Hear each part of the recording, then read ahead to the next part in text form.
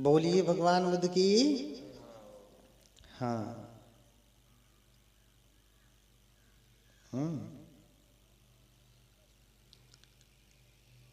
तो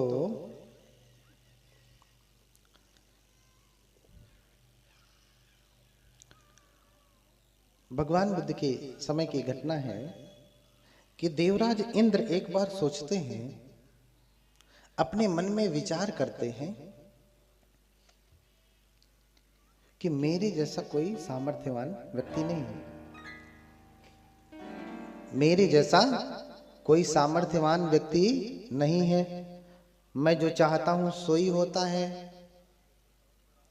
मेरी मर्जी के बिना कुछ भी नहीं होता। अगर होता तो मेरे जैसा वैजयंत प्रसाद किसी का कहाँ है? मेरे जैसा महल किसी का कहाँ है? मेरी जैसी सुंदर सुंदर भोग करने के लिए स्त्रियां कहाँ हैं लोगों के पास? मेरे जैसा वैभवशाली कोई और देवता श्रमण ब्राह्मण नहीं है इस धरती पे। मेरे जैसा कोई शक्तिशाली भी नहीं है। तो बनते सारिपुत्र साधना कर रहे थे और साधना में उन्होंने आवर्जन में देखा कि देवराज शक्र ऐसा सोच रहा है।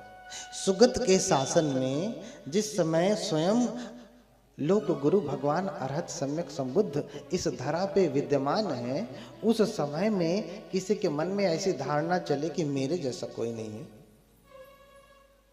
वो कितना अज्ञान में फंसा है। तो इसे सबक सिखाना होगा।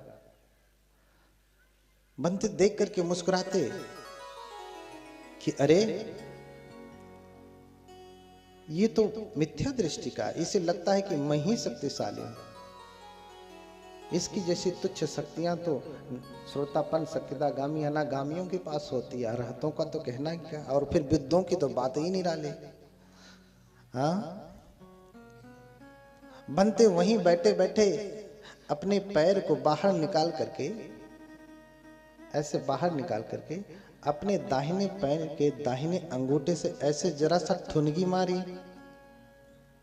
हाँ, जैसे आप गोली खेलते तो ठुनगी मारते हैं ना, बनते ने ऐसे दाहिने पैर के दाहिने अंगूठे से ऐसे ठुनगी मारी और उनका देवलोक जो था, इंद्र का इंद्रासन हिलने लगा, पूरा लोक हिलने लगा।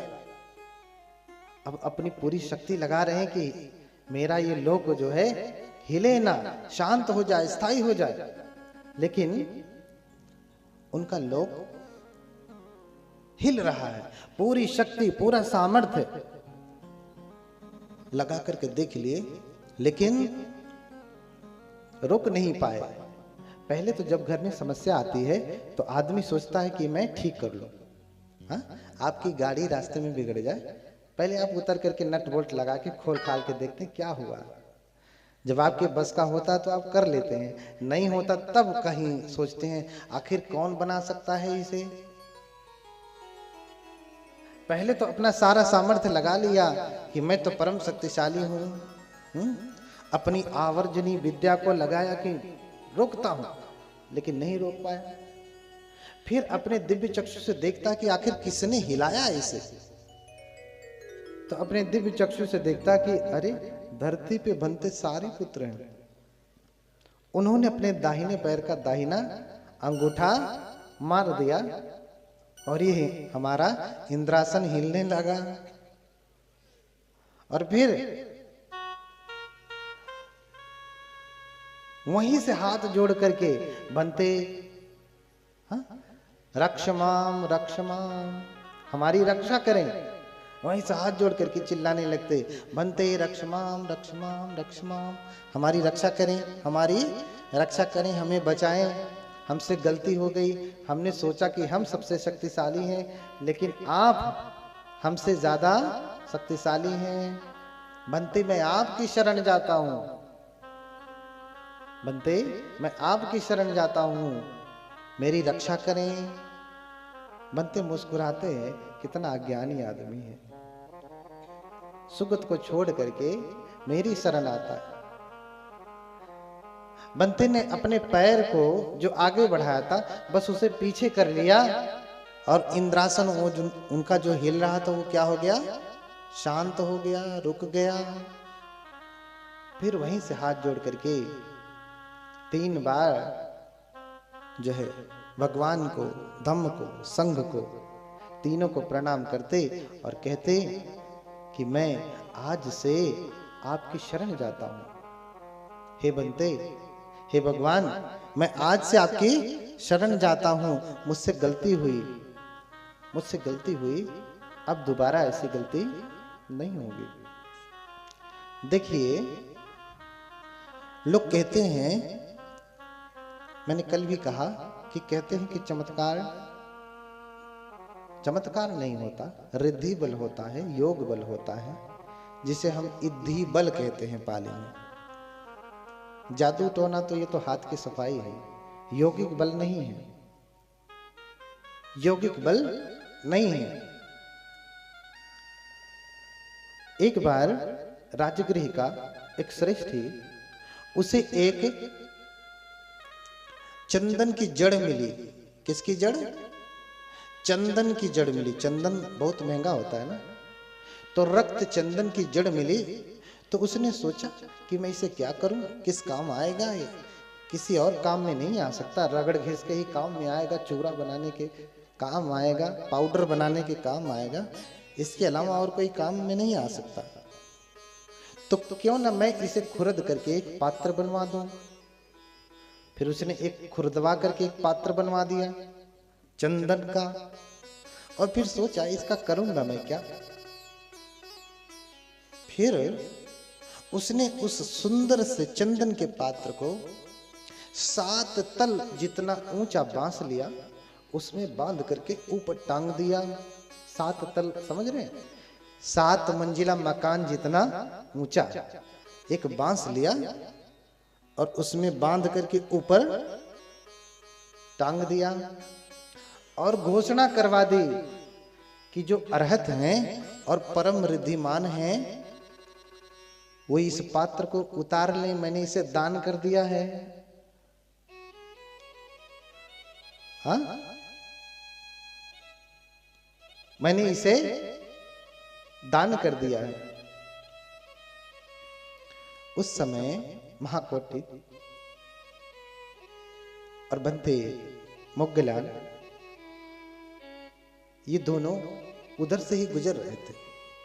उस समय के जो शास्ता थे, पूरन कश्यप, मक्कली गोशाल, अजित केस कंपनी, पकुत कच्चान, संजय वेलट पुत्र, निंगंडनाथ पुत्र, ये जो 6 शास्ता थे वो बारी बारी से आते कहते कि सेठ, हम अरहत भी हैं और रिद्धिमान भी हैं, शक्तिशाली भी हैं, तू मुझे ये पात्र दे दे।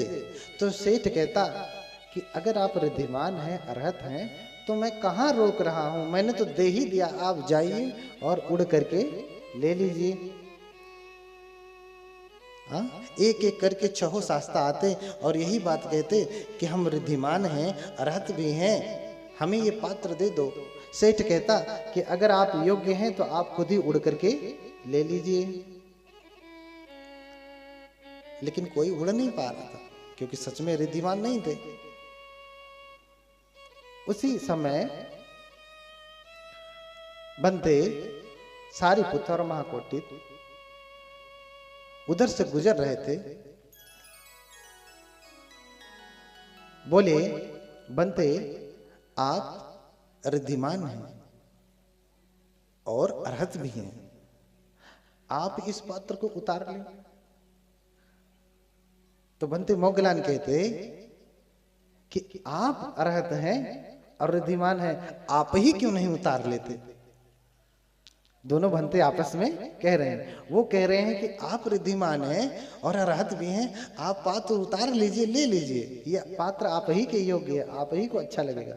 बोले, भंते मोग्गलान कह रहे हैं कि भंते, आप भी तो अरहत हैं, रिद्धिमान हैं, आप ही क्यों नहीं उतार लेते, ये आपको भी सुंदर लगेगा। तो तुरंत भंते के कहने पे बंते 7 तल ऊपर आकाश में जाते, पात्र को उतार लेते, पूरे राजगृह का 3 बार चक्कर लगाते हुए जिस सेठ ने टांगा था उस सेठ के महल के पास से गुजर रहे थे। ये देखते ही श्रेष्ठी, उसकी पत्नी, उसके पुत्र सभी अपने महल के ऊपर छत पे आकर के हाथ जोड़ करके खड़े हो गए। बनते यहीं उतरिए, यहीं उतरिए, यहीं लैंडिंग करिए, अपना हेलीकॉप्टर यहीं उतारिए, भगवान आप यहीं उतरिए, बनते यहीं उतरिए। बनते ने उनकी बात सुना और पात्र लेकर के उस सेठ की छत पर उतर गए और पूरे राजगृह में शोर होने लगा कि बनते बड़े रिद्धिशाली हैं, बड़े शक्तिशाली हैं, परम सामर्थ्यवान हैं। शोरगुल होने लगा, जय जयकार होने लगी। बोलो बनते की, बोलिए बोलिए बनते की जय। जय जयकार होने लगी। जब ये बात भगवान बुद्ध को पहुंची कि आपके शिष्य ने उड़ करके पात्र उतारा, न सिर्फ पात्र उतारा, पूरे राजगृह नगर का 3 बार चक्कर भी लगाया पात्र लेकर के। जब भगवान को पता चलता है, भगवान बुलाते, ये सुन इधर आ। जब कोई बदमाशी करता था, इसे बदमाशी नहीं कहेंगे, जब कोई ऐसी त्रुटि कर देता था तो भगवान बुलाते थे और फिर फटकार लगाते थे। पहले तो पूछते थे, सुनी सुनाई कही कहाई बातों पे वो ध्यान नहीं देते थे। कोई कहता था तो भगवान बुला के स्वयं पूछते थे, क्या तूने सच में पात्र उतारा? बोले हाँ भगवान उतारा। क्या उतारने के बाद 7 बार राजगृह का चक्कर लगाया? बोले हाँ भगवान लगाया। बोले मोघ पुरुष, तूने इस तुच्छ लकड़ी के पात्र के लिए उत्तर मनुष्य धर्म का प्रदर्शन किया। भगवान बुद्ध इस रिद्धि बल को उत्तर मनुष्य धर्म कहते हैं। रिद्धि बल को उत्तर मनुष्य धर्म कहते हैं। तूने इस तुच्छ मिट्टी के पात्र के लिए उत्तर मनुष्य धर्म का प्रदर्शन किया। इन गृहस्थों को, ये अप्रसन्नों को प्रसन्न करने के लिए। किसको प्रसन्न करने के लिए? ये अप्रसन्नों को प्रसन्न करने के लिए है, जो सील में श्रद्धा नहीं रखते, जो समाधि में श्रद्धा नहीं रखते, जो प्रज्ञा में श्रद्धा नहीं रखते, तथागत के 4 आर्य सत्य अष्टांगिक मार्ग प्रतिसमुत्पाद में श्रद्धा नहीं रखते, उनको अब जो है प्रसन्न करने के लिए। जो इसमें श्रद्धा रखते हैं उन्हें कोई चमत्कार देखने की जरूरत नहीं पड़ती, वैसे ही त्रिरत्नों की शरण चले जाते हैं। और तूने इन अज्ञानियों को प्रसन्न करने के लिए उत्तर मनुष्य धर्म का प्रदर्शन किया। भगवान ने फटकार लगाई, और न सिर्फ फटकार लगाया अपितु भगवान ने उसी समय से चमत्कार को दिखाने के लिए पाबंदी लगा दी। अब से कोई भी उत्तर मनुष्य धर्म का दिव्य शक्ति का प्रदर्शन नहीं करेगा।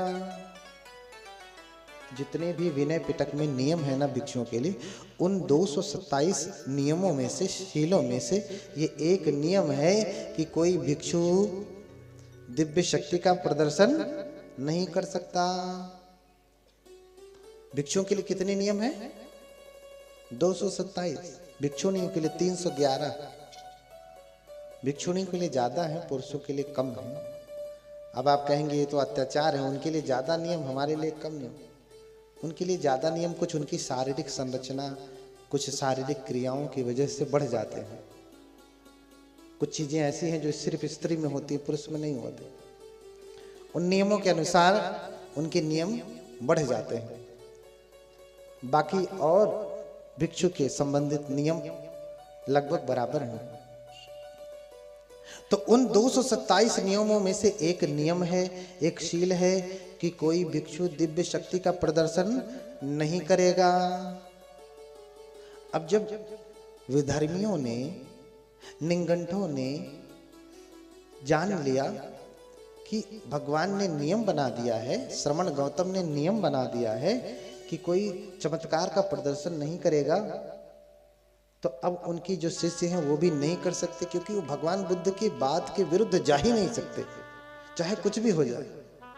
एक एक नियम को ये पालन करने वाले। देखिए, हमें विरोधियों से भी अच्छी चीज समझनी चाहिए। विरोधी भी अनजाने में ये कह रहा है कि सुगत ने, श्रवण गौतम ने अगर नियम बना दिया कि कोई शक्ति का प्रदर्शन नहीं करेगा, तो उसके श्रावक ऐसे हैं कि उनके वचन के विरुद्ध जाने वाले नहीं हैं। देखो, कर रहा है निंदा, हो रही है प्रशंसा, कि ऐसे हैं भगवान, ऐसे हैं उनके श्रावक, कि एक भी श्रावक भगवान बुद्ध के विरुद्ध नहीं जाता। यहाँ तो इतना भर लाल पानी पीकर के आएंगे, इधर उधर मंडराएंगे और कहेंगे बुद्धम शरणम गच्छामि। लाल वाले साग का भोग लगा करके आएंगे और कहेंगे बुद्धम शरणम गच्छामि। इधर उधर नैन मटकाएंगे, मुंह मार के आएंगे और कहेंगे बुद्धम शरणम गच्छामि। बुद्ध का श्रावक वो नहीं जो उनके विरुद्ध चलता है, बुद्ध का श्रावक वो है जो उनके पथ पर चलता है। पथानुगामी बुद्ध श्रावको, को वा बुद्ध से श्रावको। प्रश्न किया गया, बुद्ध का श्रावक कौन है? बुद्ध पथानुगामी को, बुद्ध श्रावको, जो बुद्ध के पथ पर चलता है वो बुद्ध का श्रावक है, बुद्ध का शिष्य है। इसलिए कहा कि एस भगवतो श्रावक संघो,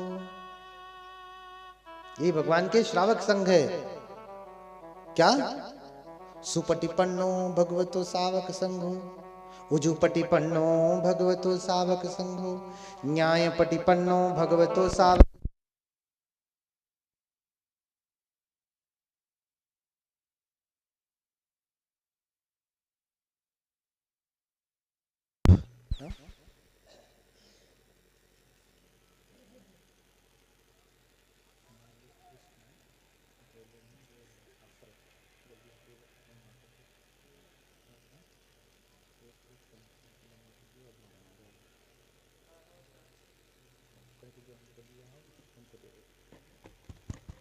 हाँ, ये जानबूझ करके काट रहे हैं लगता है।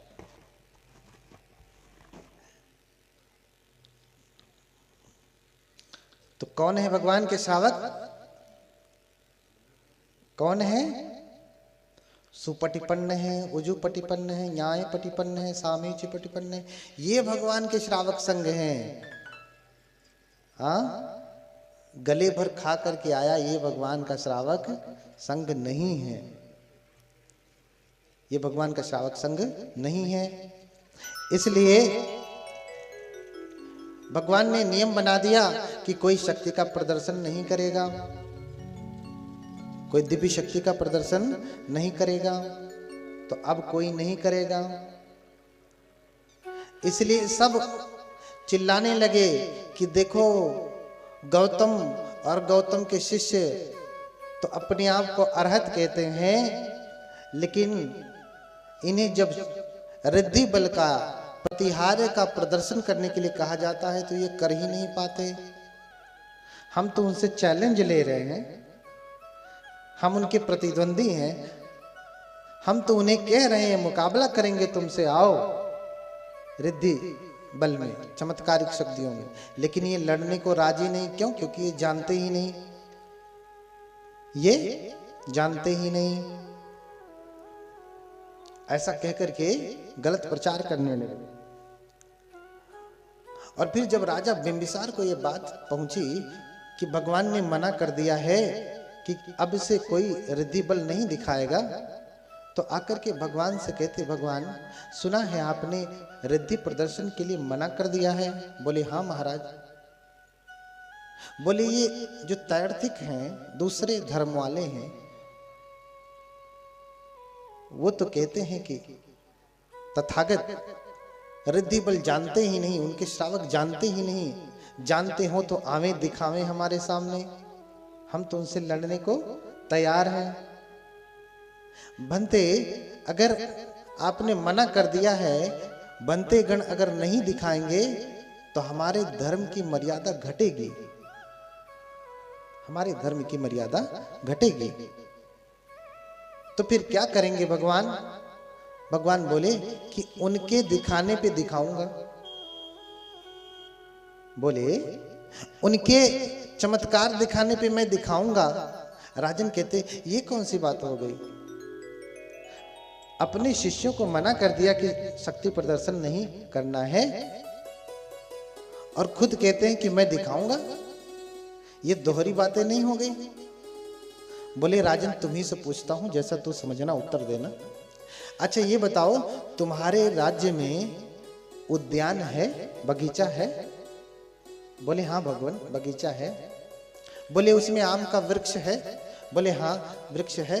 फल लगता है? हाँ लगता है भगवान।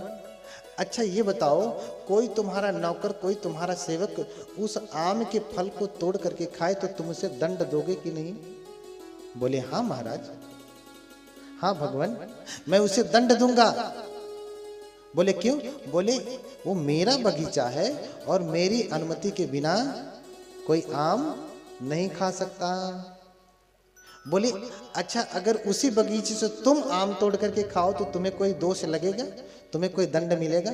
बोले नहीं, मैं तो उसी बगीचे का रचनाकार हूं, स्वयं मेरा बगीचा है, मैं जब चाहूं तोड़ करके आम खा सकता हूं। बोले इसी प्रकार से राजन तेरा शासन 300 योजन अंग और मगध में चलता है, तथागत का शासन 10 सहस्र चक्रवालों में चलता है। तथागत धर्म राजा हैं। बोलिए भगवान बुद्ध की धर्मराजस तथागत है। तथागत क्या है? धर्मराजा है। इसलिए मैं अपने बगीचे में, मैं अपने शासन का स्वयं राजा हूं, मैं जब चाहूं तब रिद्धि का प्रदर्शन कर सकता हूं। श्रावकों के लिए नहीं, शिष्यों के लिए नहीं है। फिर राजा प्रसन्न होते। और जब तार्किकों ने सुना कि श्रमण गौतम अर्थात भगवान बुद्ध चमत्कार दिखाएंगे तो उनका मुंह लटक गया। अब क्या करें? अब तो हम मारे गए। हर हाथ पकड़ते कि अरे अब तो हम मारे गए, अब हमारा नाश होगा, अब हम क्या करें? अब हम क्या करें? तो सभी भागने लगते। राजन फिर पूछते कि भगवान फिर चमत्कार कहां दिखाएंगे? बोले श्रावस्ती में। बोले इतना दूर राजगिरी से आप श्रावस्ती क्यों जाएंगे? बोले समस्त बुद्ध अपना यमक प्रतिहार्य वहीं दिखाते हैं, जो सबसे बड़ा चमत्कार होता है। भगवान बुद्ध जितने भी बुद्ध हुए हैं 27 बुद्ध, और फिर गौतम बुद्ध जो 28वें हैं, ये सभी लोग श्रावस्ती में ही दिखाते हैं। बोले कि किस वृक्ष के नीचे दिखाएंगे? बोले गडम्ब वृक्ष के नीचे। गंड नाम का एक व्यक्ति है, उसी के आम के वृक्ष के नीचे। अब तार्किकों ने सुना तो भागने लगे श्रावस्ती की ओर, और जो भी मिलता उससे कहते जाते। लोग पूछते अरे महाराजा भाग क्यों रहे? बोले ये श्रमण गौतम हम उससे चमत्कार दिखाने के लिए कहें, लेकिन वो दिखा नहीं रहा है, वो भाग रहा है, हम उसे पकड़ रहे हैं, दौड़ा रहे हैं उसके पीछे पीछे। जहां मिलेगा वहीं चमत्कार दिखाएंगे। जब पता चला कि आम के वृक्ष के नीचे चमत्कार दिखाएंगे तो उसने क्या किया? 100 योजन दूर में जितने भी आम के वृक्ष थे सब उखड़वा दिया, छोटे छोटे। 100 योजन दूर में जितने भी आम के वृक्ष थे वो सब उखड़वा दिया, कटवा दिया। उस समय बड़े प्रतिष्ठित हुआ करते थे ना ये लोग, बुद्ध से ज्यादा प्रतिष्ठित थे। बुद्ध तो अभी अभी बोधि प्राप्त कर किए हैं, ये लोग पहले से छाए हुए लोग हैं पूरी धरा पे। अब उनका आसन हिल रहा है क्योंकि बुद्ध जैसे व्यक्ति आ गए। जब सामर्थ्यवान व्यक्ति आ जाता है ना, उसका विरोध इसीलिए शुरू हो जाता है। क्यों? क्योंकि उसके आने से बाकियों की सत्ता डगमगाने लगती है। बोलिए भगवान बुद्ध की। हाँ, इसलिए विरोध होता है बहुत। हाँ, बहुत विरोध होता है। हमारे अजय जी ने भी बहुत विरोध सहा है। थोड़ा मोड़ा नहीं, बहुत विरोध सहा, नहीं तो विरोध किस बात का भाई। भगवान बुद्ध के धम्म का प्रचार आप भी कर रहे हैं, भगवान बुद्ध के धम्म का प्रचार सुमंगल विहार भी कर रहा है, आपत्ति क्यों, तकलीफ क्यों? लेकिन सुमंगल बुद्ध विहार आगे हो जाएगा, बाकी बुद्ध विहार पीछे हो जाएगा, इसलिए तकलीफ है। हाँ, तो समण गौतम भाग रहे हैं, हम लोग उनको पकड़ रहे हैं, दौड़ा रहे हैं, जहां मिल जाएंगे वहीं हम चमत्कार दिखाएंगे। सभी आम के वृक्ष को भी उखड़वा दिया, कटवा दिया, ना रहेगा बांस, न बजेगी नाम रहेगा, ना ये चमत्कार दिखा पाएंगे। छोटे से छोटे आम को जो अभी कल ही अंकुरण हुआ उसको भी तोड़वा दिया, एक भी आम का वृक्ष धरती पे छोड़ा नहीं। हाँ, उसी समय भगवान जा रहे थे। राजा का एक सेवक था जिसका नाम था गंड। एक महायान में सूत्र है जिसका नाम गंड व्यूह सूत्र। ये पूरा इसी के ऊपर, भगवान की अलग सिद्धियों के ऊपर, चमत्कारों के ऊपर। गंड ने देखा कि एक असमय बड़ा सुंदर सा स्वर्ण रंग का, सोने के रंग का एक सुंदर सा आम, कभी कभी जब बड़ा सा सुंदर सा चिकना सा कोई दाग धब्बा नहीं होता तो लगता है सोना जैसा है ना, चमकता है, सुंदर लगता है। ऐसा ही बिना समय का एक आम का फल बगीचे में, राजा के बगीचे में गिरा हुआ मिला, और वो बगीचे का रखवाला था, माली था, ऐसा समझिए। जब वो सुंदर फल देखा तो वो ये भी देखता है उस फल के आसपास बहुत सारी पक्षियां, बहुत सारे अन्य कौवे भी मंडरा रहे थे, इतना सुंदर था उसको खाने के लिए। गंड ने देखा कि इतना सुंदर आम, दौड़ करके उठाता है, वो भी आश्चर्यचकित होता है कि बिना समय का ये आम कहां से आ गया। वर्णन मिलता है कि देवताओं ने उसे गिराया था, आप मत समझिए आ गया होगा कहीं से। बिना समय के ये आम कहां से आ गया, और इतना सुंदर है कि इसे देख करके ही पेट भर जा रहा है, इतना सुंदर। अगर मैं इसे राजा को दूंगा तो राजा मुझे क्या देगा, कुछ धन दे देगा, कुछ प्रसन्न होगा तो और ज्यादा दे देगा, लेकिन इससे क्या होने वाला। मेरे पास थोड़ा धन रहे तो भी मैं मर जाऊंगा, मेरे पास अधिक धन रहे तो भी मैं मर जाऊंगा, मेरे पास थोड़ा धन रहे तो भी मुझे एक न एक दिन बीमारी पकड़ लेगी, मेरे पास अधिक धन रहे तो भी एक न एक दिन मैं रोगी हो जाऊंगा। तो ये मेरे लिए हितकर नहीं। जिनके पास धन है वो भी दुखी हैं, जिनके पास धन नहीं है वो भी दुखी हैं। तो इसका सदुपयोग क्या होगा, मैं भगवान को दे दूं। जैसे ही आम को हाथ में उठाता है और बाहर निकलता है, बगीचे से देखता है भगवान जा रहे थे, इतना सुअवसर उसको प्राप्त हो गया। भागा भागा जाता, भगवान के पात्र में वो आम रख करके 3 बार प्रणाम करता। भगवान आम के फल को देख करके मुस्कुराते हैं, फिर आनंद को इशारों से कहते हैं कि संगाठी लगाओ, यहीं बिछा दो, मैं यहीं बैठूंगा। भगवान के इशारे को समझ करके बंते ने तुरंत संगाठी बिछा दिया।